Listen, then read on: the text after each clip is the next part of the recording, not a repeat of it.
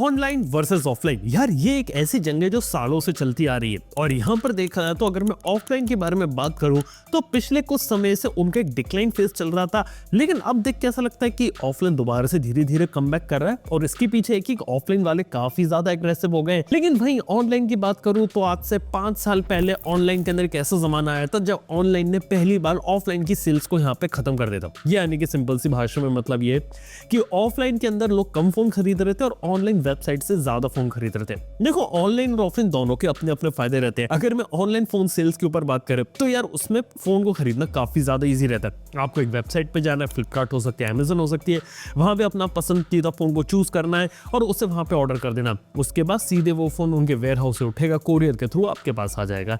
ये सिंपल सा मेथड था। लेकिन ऑफलाइन स्टोर के अंदर क्या रहता है कि पहले अपने घर से बाहर निकलोगे, ऑफलाइन स्टोर में जाओगे, वहां जाके आपको फोन को पसंद करना है, फिर उसके बाद आपको बार्गेन करना है और उसके बाद देखना कि वो फोन आपके लिए परफेक्ट वैल्यू फॉर मनी है कि नहीं, और उसके बाद जाके आप फोन परचेज करके लाते हो। इस प्रोसेस में थोड़ा सा टाइम लगता है और एफर्ट ज्यादा लगता है, इसलिए काफी सारे लोग शुरुआती दिनों के अंदर ऑनलाइन के ऊपर ज्यादा इजीली मूव हो गए थे। और ऑनलाइन के ऊपर एक और बेनिफिट यहाँ पर ये था कि ऑनलाइन के अंदर मोबाइल फोन को खरीदना कंपैरेटिवली सस्ता पड़ता था। और ये बात यहाँ पे स्पेशली इसलिए क्योंकि सस्ते के चक्कर में ज्यादातर लोग ऑनलाइन के पीछे गए थे।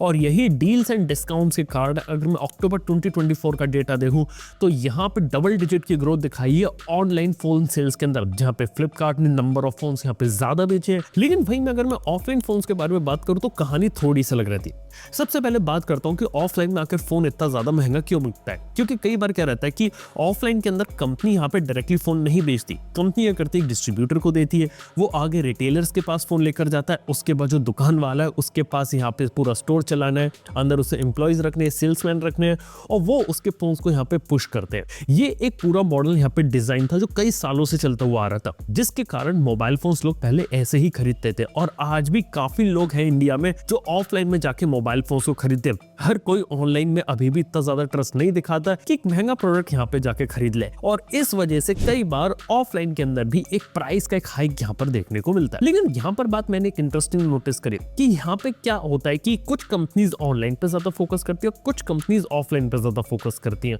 और दोनों ही टारगेट ग्रुप जो है ना वो बिल्कुल ही अलग अलग है। यानी कि जिस कंपनी को ज्यादा अच्छी स्पेसिफिकेशन, ओवरऑल फोन को इस तरीके से दिखाना है कि हमारा फोन बेटर है, वैल्यू फॉर मनी है, और ऑनलाइन ऑडियंस को दिखाना है जो एक गूगल सर्च में ये पता लगा सकते हैं कि फोन के अंदर प्रोसेसर कौन सा है, ये फोन अच्छा है कि बुरा है, उनको यहाँ पे केटर करना है। और ऑफलाइन में उन लोगों को केटर किया जाता है जिन लोगों को आइडिया नहीं कि कौन सा मोबाइल फोन लेना है, और वो लोग मोबाइल फोन एक बार हाथ में लेके देखना चाहते हैं कि हाथ में लेके देख के पता तो चले कि एक बार मोबाइल फोन कैसा है, और उसके बाद डिसाइड करते कि उस मोबाइल फोन को खरीदना है कि नहीं खरीदना। अब इस वजह से दोनों ही जगह आपको अलग अलग टाइप के मोबाइल फोन्स देखने को मिलते हैं, और यहाँ पर डिफरेंस क्रिएट हो जाता है कई बार प्राइसिंग का और कई बार वैल्यू फॉर मनी का। हालांकि एक बात मैं आपको बता देना चाहता हूँ कि ऑफलाइन में आपको महंगा फोन मिले ऐसा कभी भी जरूरी नहीं है। कई बार मैंने देखा है कि ऑफलाइन में कई सारे फोन्स आपको बेटर डील्स और डिस्काउंट भी प्रोवाइड करते हैं, जो कई बार आपको ऑनलाइन के अंदर आसानी से देखने को मिलते नहीं है। और ऑनलाइन के अंदर भी लोगों ने पास में बहुत सारी प्रॉब्लम फेस करी है, जैसे कि मान लो अगर आपने मोबाइल फोन ऑर्डर किया,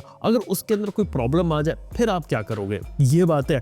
जबकि ऑफलाइन स्टोर के अंदर आप मोबाइल फोन खरीदने से पहले एक बार चेक कर सकते हो। और ऑनलाइन के अंदर तो हमने ये भी देखा है ना कि यहाँ पर आपका क्या रहता है कि मोबाइल फोन के डब्बे के अंदर कुछ और ही प्रोडक्ट यहाँ पे निकल गया, फिर वहां पे उससे लड़ पाना वो एक अलग हेडेक रहता है। और इस वजह से भी कई लोग जो रहते हैं ना वो धीरे धीरे ऑफलाइन के ऊपर जाते हैं। लेकिन अब बात करें 2024 में, तो ऑनलाइन और ऑफलाइन की जो कहानी काफी इंटरेस्टिंग थी। ऑफलाइन के काफी सारे जो प्लेयर्स हैं, अगर मैं उनके बारे में बात करूं तो इंडिया में तकरीबन 1.5 लाख से ज्यादा रिटेल स्टोर्स है, और ये बहुत बड़ा नंबर हो जाता है क्योंकि 1.5 लाख के जो स्टोर्स है वो बहुत सारे लोग को एम्प्लॉय करते हैं। जबकि बात करें ऑनलाइन में, तो ऑनलाइन में डुओपोली हो गई है सिर्फ 2 कंपनीज की, फ्लिपकार्ट और अमेजन। एक जमाने में फ्लिपकार्ट इंडिया की कंपनी थी, लेकिन उसे वॉलमार्ट यहाँ पे ओन करती जो यूएस बेस्ड है, और अमेजन तो बचपन से ही यूएसए की थी।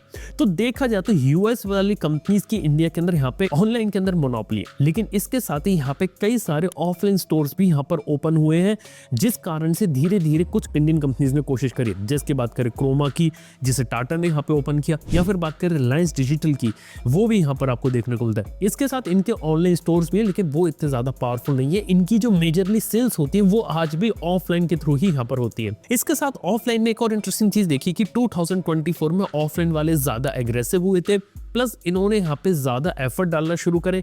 इवन देखा तो इन्होंने इनिशियली वन प्लस के फोन्स को भी बॉयकॉट किया था। यहाँ पे अगर आपको याद है कि वन प्लस के ऊपर बैन लगने की एक न्यूज सामने आई थी, साउथ इंडिया के कई सारे रिटेलर्स ने ये डिसाइड किया था कि वो अपने स्टोर्स के अंदर वन प्लस के फोन्स यहाँ पे रखेंगे नहीं, और इसका सीधा बैकलैश यहाँ पे वन प्लस को बढ़ा था और उसकी सेल्स पे देखने को मिला था, क्योंकि वन प्लस ने यहाँ पे प्रायोरिटाइज किया था अपने खुद के स्टोर को और अमेज़न को, क्योंकि वन प्लस वहां से मेजर सेल्स निकालता है और ऑफलाइन के अंदर वो डिस्काउंट प्रोवाइड नहीं करता, कई बार सारे मॉडल्स टाइम पर नहीं आते और इनके अलग अलग इश्यूज चल रहे थे, जिस कारण से यहाँ पे वन प्लस को एक बैकलैश देखने को मिला। और इस कारण से काफी सारी जो कंपनीज है वो ऑफलाइन पर थोड़ा सा ज्यादा ध्यान दे रही है ताकि ऑफलाइन वाले लोगों को छोड़ा ना जा सके।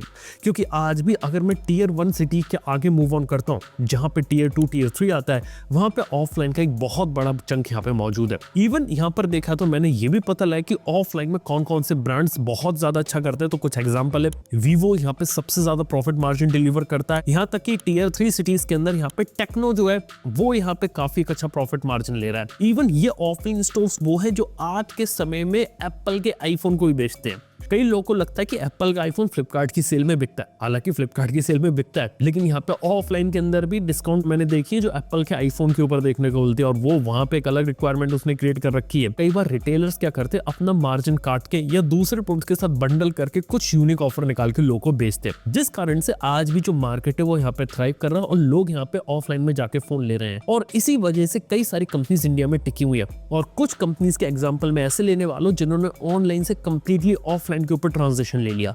सबसे पहला एग्जांपल है Xiaomi का, Redmi का। Redmi और Xiaomi के जब फोन्स यहाँ पर आए थे, इन कंपनीज ने टोटली ऑनलाइन पर फोकस किया था, और 2017 में जब ये कंपनी नंबर 1 बनी थी तब 50% से ज्यादा ऑनलाइन मार्केट इनके पास था। लेकिन बाद में इन्हें समझ में आया कि ऑनलाइन के भरोसे लोग हमेशा नहीं रह सकते, इसीलिए Redmi को टोटली यहाँ पे ऑफलाइन के ऊपर शिफ्ट कर दिया गया, थोड़ा सा ऑफलाइन फोकस्ड फोन लगता है, और पोको को इंट्रोड्यूस कर दिया जो ऑनलाइन पे काम करता है। सेम कहानी Realme के साथ थी। Realme एक टाइम पे बहुत एग्रेसिव फोन निकालती थी और इसके मेजॉरिटी फोन्स फ्लिपकार्ट के ऊपर अवेलेबल होते थे। आज भी Realme के फोन्स ऑनलाइन मिलते हैं यहाँ पे, लेकिन Realme का एक टोटली जो फोकस जो शिफ्ट हो चुका है वो हो चुका है ऑफलाइन चैनल्स के ऊपर, क्योंकि ऑफलाइन के अंदर एक बड़ा मार्केट है, ज्यादा प्रॉफिट मार्जिन है और ज्यादा नंबर ऑफ फोन्स को यहाँ पे बेच सकते हैं। अगली इंपॉर्टेंट चीज है कि पोको और आईकू जैसे ब्रांड है जो आज के समय में ऑनलाइन ओनली मॉडल पे काम कर रहे हैं, क्योंकि इनके पास बहुत ही थिन मार्जिन होता है और अपने प्रोडक्ट्स को बहुत ही ज्यादा एग्रेसिवली पुश करते हैं, क्योंकि इनको अपने price to performance, value for money और स्पेसिफिकेशन वाले गेम में चलना है, जिस कारण से जिसको नॉलेज रहती है कि कौन सा फोन अच्छा है कौन सा फोन खराब है, वो अपने पैसे को सही जगह डालता है और उस चक्कर में उनको बेटर प्रोडक्ट देखने को मिल जाता है। लेकिन हर कोई इस चीज को नहीं समझता है। जो लोग आसान रूट लेकर जाते हैं वो मेन स्ट्रीम जनता को यहाँ पे ऑफलाइन के पीछे जाना पड़ता है। और आप यहाँ पे देखेंगे कि पोको और आईकू ये अभी भी एक मेन स्ट्रीम ब्रांड नहीं बन पाए, और मेन स्ट्रीम ब्रांड बनने के लिए हर एक कंपनी को यहाँ पे ऑफलाइन वाले स्टोर्स में तो उतरना पड़ता है। इसके साथ एक दो चीजें जो मेरे को ऑफलाइन के साथ इतनी अच्छी पसंद नहीं आती वो मैं बता देता हूँ। वो ये है कि सेल्समैन जो रहते कई बार लोगों को गलत डिवाइस पुश करते हैं, जिसका मतलब यहाँ पर ये कि यहाँ पे अगर आप एक फोन खरीदने जाओगे तो वो आपको वो फोन नहीं दिखाएगा जो आपके लिए बेस्ट होगा, वो आपको वो फोन दिखाएगा जिसपे उसका प्रॉफिट मार्जिन ज्यादा होगा। प्रॉफिट मार्जिन मैंने बताया वीवो में, ओप्पो में ज्यादा रहता है। इवन ओप्पो जैसी कंपनी ने 2024 में एक भी ढंग का फोन नहीं निकाला। टू बी ऑनेस्ट एक भी अच्छा फोन नहीं है ओप्पो का पूरे 2024 में, लेकिन उसके बावजूद जब टॉप 5 की रैंकिंग में निकालता हूँ तो वो 4th पोजीशन पे आ जाते हैं। इवन फ्लिपकार्ट के अंदर भी ओप्पो ने अपने फोन कुछ ना कुछ करके निकाल दिए, उसकी बात थोड़ी देर से करता हूँ। लेकिन कहने का मेरा मतलब ये कि यहाँ पे ऑफलाइन में आप 100% रिलाय नहीं कर सकते हो कि आपको जो सामने वाला इन्फॉर्मेशन दे रहा हो पूरी तरीके से सच हो। आपको थोड़ा सा अपना दिमाग लगाना पड़ेगा, थोड़ा सा चेक करना पड़ेगा, उसके बाद जाके आप अपना परचेज डिसीजन यहाँ पर ले लीजिए तो बेटर है। और अक्सर मैं कहता हूँ कि अच्छे से रिसर्च कर लो कौन सा प्रोडक्ट कौन सा फोन लेने वाले हो, उसके बारे में सारी चीजें जान लो। उसके बाद ये देखो कि आपको ऑनलाइन सस्ता मिलता है ऑफलाइन, जहां पे आपको फायदा दिखे ना वहां से जाकर लो। कंज्यूमर के लिए तो मेरा रिकमेंडेशन है, और ऑफलाइन चैनल्स के लिए रिकमेंडेशन है कि कस्टमर्स को अच्छे तरीके से समझो, उनकी हेल्प करो। अगर आप कस्टमर को समझोगे, उनकी हेल्प करोगे तो वो आपके पास खुद बार बार आता रहेगा, ये सबसे अच्छी बात है। या फिर अपने दोस्तों परिवार के लोगों को रिकमेंड करेगा कि इस दुकान से खरीदो। इस तरीके से एक लॉन्ग लास्टिंग रिलेशनशिप भी ऑफलाइन स्टोर्स यहाँ पे क्रिएट कर सकते हैं। ऑफलाइन स्टोर एक एडवांटेज उठा सकते हैं, उनके लिए टिप देना चाहूंगा वो ये कि अपने कस्टमर्स को आफ्टर सेल सर्विस में हेल्प करो, क्योंकि आफ्टर सेल सर्विस सर्विस ऐसी चीज है जहाँ पे Amazon, फ्लिपकार्ट जैसी बड़ी बड़ी कंपनीज मदद नहीं कर पाती, लेकिन अगर आपने अपने कस्टमर को यहाँ पे मदद कर दी तो वो अगली बार आपके पास जरूर आएगा। ये एक बहुत बड़ा प्लस पॉइंट है ऑफलाइन स्टोर का, और नेगेटिव पॉइंट है फ्लिपकार्ट Amazon का, क्योंकि फ्लिपकार्ट Amazon एक बार प्रोडक्ट आपको देके थोड़ा भूल जाती है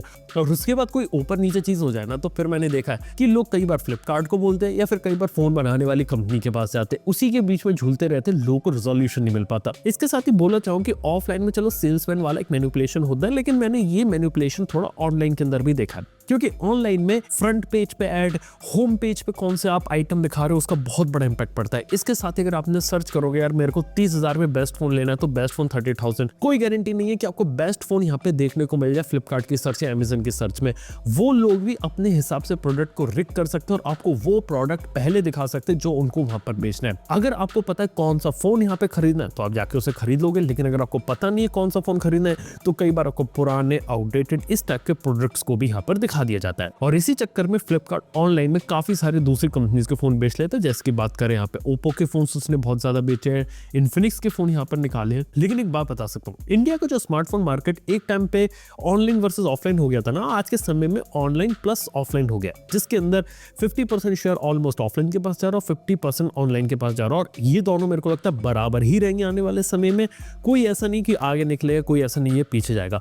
दोनों जगह अपने हिसाब से चीजें चलती रहेंगी और दोनों जगह एक अच्छा काम यहाँ पर होता रहेगा। लेकिन मैं आपको बताना चाहूंगा कि कोई भी मोबाइल फोन लेने से पहले आप ये देख लीजिए कि आपको बेटर वैल्यू कहाँ मिल रही है और वो फोन आपकी रिक्वायरमेंट को फुलफिल कर रहा है कि नहीं कर रहा। इसके अलावा ज्यादा चीजें काफी ठीक है और दोनों ही चैनल्स के अपने अपने पॉजिटिव और अपने अपने नेगेटिव चीजें, और ये चीज इन द एंड आपके हिसाब से डिपेंड करती है चीजें।